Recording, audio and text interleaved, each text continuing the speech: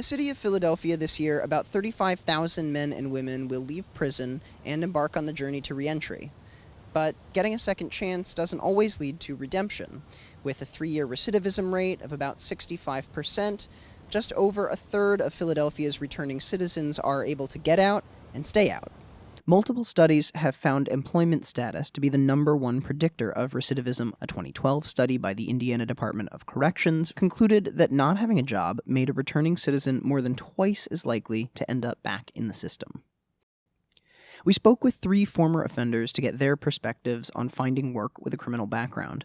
Steve Blackburn, the board president of Ex-Offenders for Community Empowerment, said that since being in his position, he's occasionally had to do some hiring himself, and he knows the first thing employers do when they get a fresh pile of job applications. You know, I know when I have a position opened up and when I get a resume, you know, I don't, sometimes if you get 20 applicants, you have to narrow your selection down. So you look for the negatives.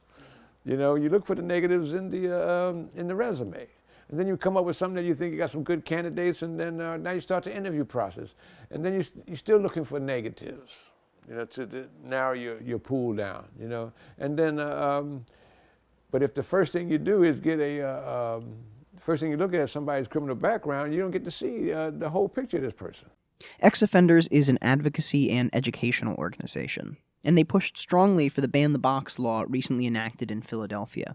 First signed in 2011 and amended last year, the law prohibits employers from asking job seekers to indicate in a box on their application whether or not they've been convicted of a crime. It also prevents most employers from conducting background checks until a conditional offer of employment has already been extended. Still, Blackburn says there's a lot of work to be done to ensure that those with a criminal background get a fair shake in the job market. One thing, Ban the Box is only applicable to Philadelphia, all right? There is a movement in Pittsburgh for Ban the Box. You know, they had introduced some legislation, but that only dealt with city jobs. You know, that policy only affects city jobs. We would like Ban the Box to go statewide, even nationwide, and not just with government jobs, but pertain to private industry also. Another thing, even though Ban the Box is the law of the land, at least in Philadelphia, employers don't always abide by it. Jeffrey Abramowitz is another former offender who works with returning citizens. He's an educator at the Community Learning Center of Philadelphia, and he said that people in his classes come to him all the time with job applications that still ask that question, in clear violation of the law. Unsurprisingly, most don't come forward to blow the whistle.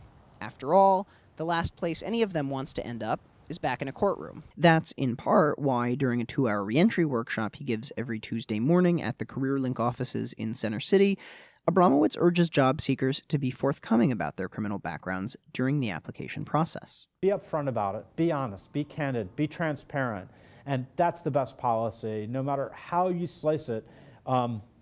If you're honest, they'll never come back to you and say, we should have known. Focuses of the workshop is teaching returning citizens how to formulate their so-called elevator speeches, the 1-minute spiel that summarizes a candidate's work experience. Abramowitz advises his students to include their time behind bars in that summary. To him, it's always a matter of spin. One of the problems is many people return and they say, well, it's 3 years or 4 years or 10 years away. I really didn't do very much. But if you really look at it, everyone did something. I read over 1,000 books. I lost 45 pounds. I got totally fit. But I also taught 45 classes in GED math to political science and all the things that you do inside, from working in the kitchen, where you work in an industrial kitchen and you're getting skills in an industrial kitchen, or you work in landscaping, or you're an orderly and you learn how to organize the unit. There's so many ways that men get skills while they're away and they don't even know it. And those are the things that you need to bring out and you have to put in your resume, because they're the things that make you valuable as an employee. Tony Barnes got out of prison last summer, and after getting help from Abramowitz on things like writing his resume and preparing for the interview process, he was able to find work as a quality assurance inspector at a food production company shortly after his release.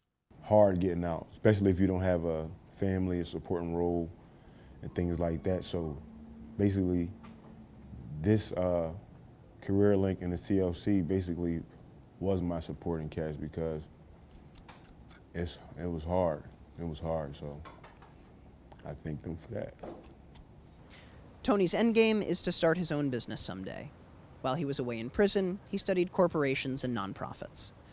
With over 60 million Americans carrying around the baggage of a criminal background, getting this population into steady and gainful employment is going to be key in reducing the overall prison population and improving the lives of offenders' families. But no matter how much legislation, job training, and educational services are implemented, the problem isn't going away unless society changes its own perceptions of ex-offenders. For Philly Cam Voices, I'm Noah Levinson.